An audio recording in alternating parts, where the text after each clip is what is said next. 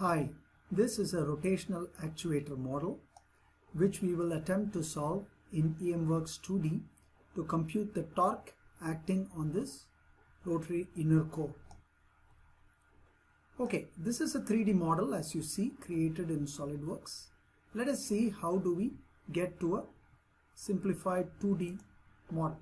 To do that, let's go to EMWorks 2D tab. You right click on the rotational actuator and click on 2D simplification. We've done this earlier. We have to select a plane. We're going to have the front plane because that's really the correct plane where you can get a planar 2D simplified model. Now we select OK and EMWorks 2D does the rest for you.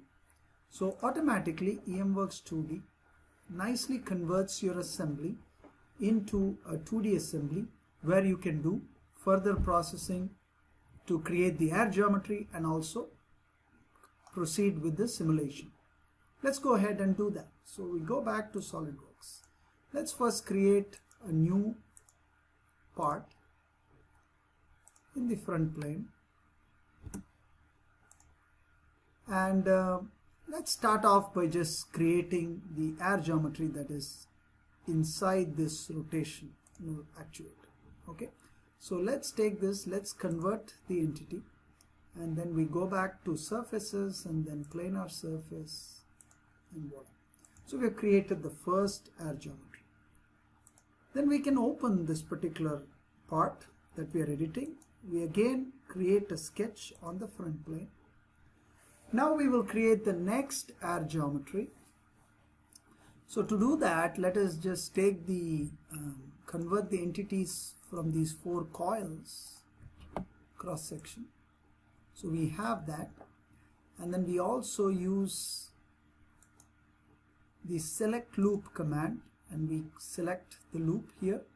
We convert the entity, and finally we will use the select loop command again and hopefully convert these entities. So now we have the entities converted in such a way that we can now go to the surface and create a planar surface of the geometry of air that is here as indicated. Last we need to create the outside air, and that's not that difficult, so we can right click and create a sketch on the front plane. We select the outermost circle, we convert the entity, and then let us just draw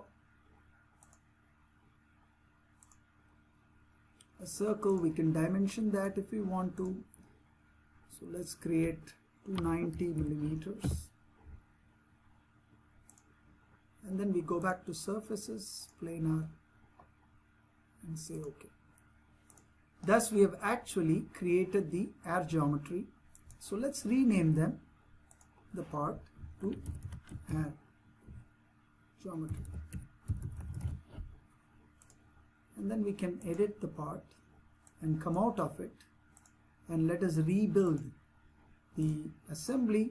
So now we have not just the components that represent the rotational actuator and the coils, but we also have geometry, planar geometry, surface geometry that represents the air, both the air outside the rotational actuator and also inside the rotational actuator. Now that the air has been created, let's create the coordinate system. So I go ahead, insert reference geometry, a coordinate system. The coordinate system is actually located conveniently at the center, and I select OK to accept it. Okay. It's always a nice idea to create the coordinate geometry at exactly the center of the rotating part where you are interested in computing the torque. So we do that in this particular model, and it's a good practice to do it for every model that you create.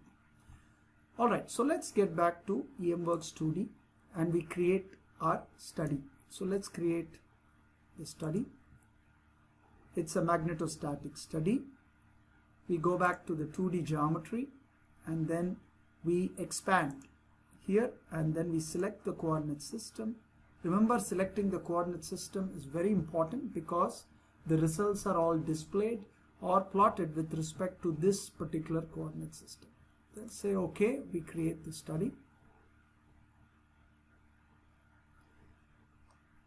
Now we have to define materials for the various components. The air geometry, from my favorite material, I can apply air. The coils, they are made of copper. Again, I right click. From my favorite material, I select copper. The inner and the outer core are made of steel 1010. So I right click and I go to apply material. And then from my EMS material library, I select the nonlinear folder and then I select steel 1010. So you can look at the BH curve, you can look at other properties pertaining to steel 1010 here in the material library. Let's go ahead, apply and close, but before that, if you would like to add steel 1010 as your favorite material so that you can access that from in future, so you can right click and select add to favorite. And then we can apply and close. So now we have applied materials to the various components. Now let us go ahead and then create the coils, request the torque. But before that, we need to specify the domain, the externality of the problem. So let's go ahead and create what is called as a zero magnetic vector potential at this outermost edge. Now this kind of circular edge tells me that the domain of the problem pretty much ends there. So at that particular point, there is hardly any magnetic flux. The magnetic potential is set to 0. It's kind of important to classify the limits of your problem, and that's why we do that. It's a good practice. Now we will define the coils. So let's go ahead, right click and create what is called as a solid coil with a surface. So let me just select the coil here, and then we specify the amp turns. So this particular coil, we have 2250 amp turns, and then we say OK. We also have to make sure that we select the other phase. In this case, we have to reverse 2250 amp turns just as before.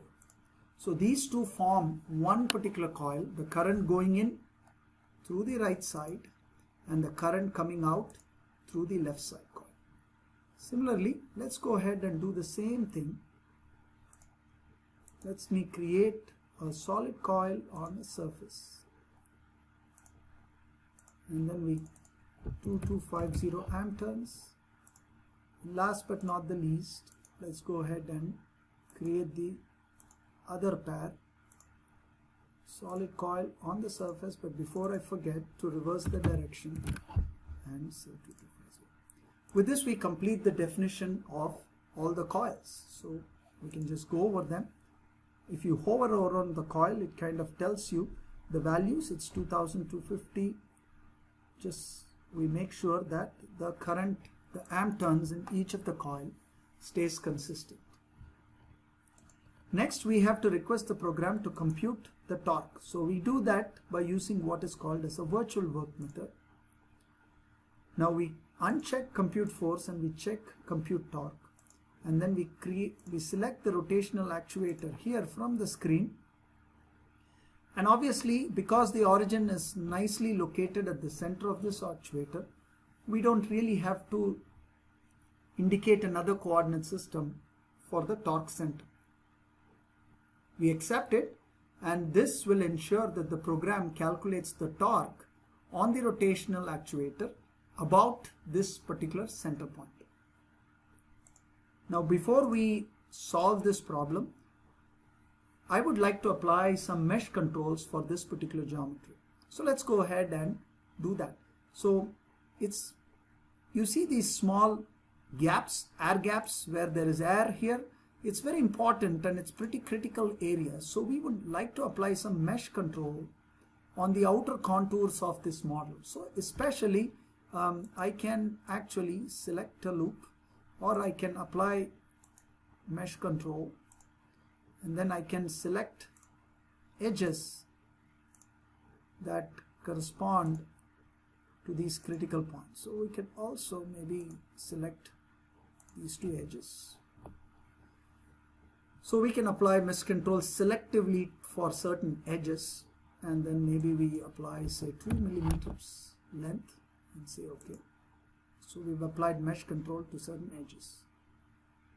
I would also like to apply mesh control so that we don't create a lot of elements on the faces that represent the coil. So here I can make them maybe 4 millimeters. And let's go ahead and mesh. I create mesh. I would like to get a finer element growth rate. I set that to 1.05. I also would like to check curvature representation because that represents curvature more accurately. And then we say okay, and let us see the kind of mesh that EMWorks 2D is going to create for us. Now you can see that it's a pretty fine mesh here and a very coarse mesh on the surfaces representing the coil, which is perfectly fine. We have a good mesh also for the rotational actuator. So now that the meshing process is completed, let us go ahead and run the simulation. So right click on study 1 and select run. Once the solution is completed, once the solver has completed, we will then be able to take a look at the results. Okay, the solver has finished. Now we can take a look at the results. Let's first take a look at the magnetic flux density result. Now here you can see the regions of magnetic flux density, which is kind of high in these edges, especially these corners, and you can even see how the magnetic flux density varies in this model.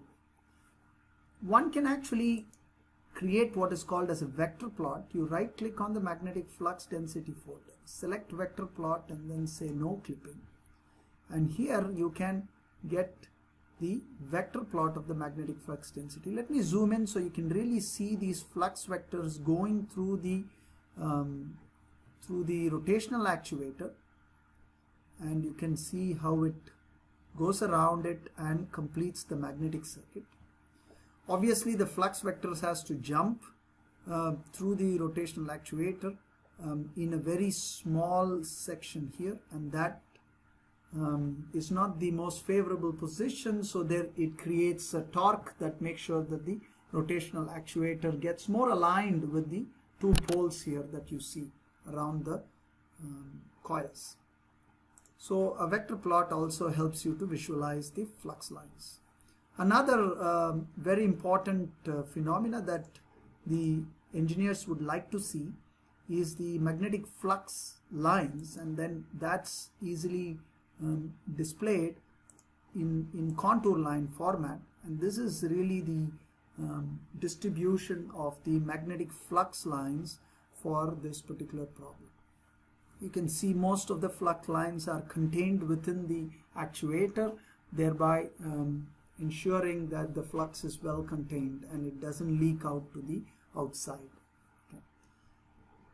Now last but not the least, we were interested in computing the torque, so let's double click on the result table, and I'm going to adjust the result table so that it is a little bit smaller, and then I'm going to go over to the torque folder. Now you can see that the torque is about minus 51 Newton meter, but per length, unit length or unit thickness of the rotational actuator. So this is the torque, and it has a negative sign because it's a torque that is created, generated to align the rotational actuator with the poles of the outer core, and hence you find the negative sense. So it's actually moving from Y to X, and you can see it's negative because it doesn't coincide with the Z-axis that is coming out. Okay, so this way you can get an accurate representation of the torque per unit thickness as well as the flux lines. Thank you.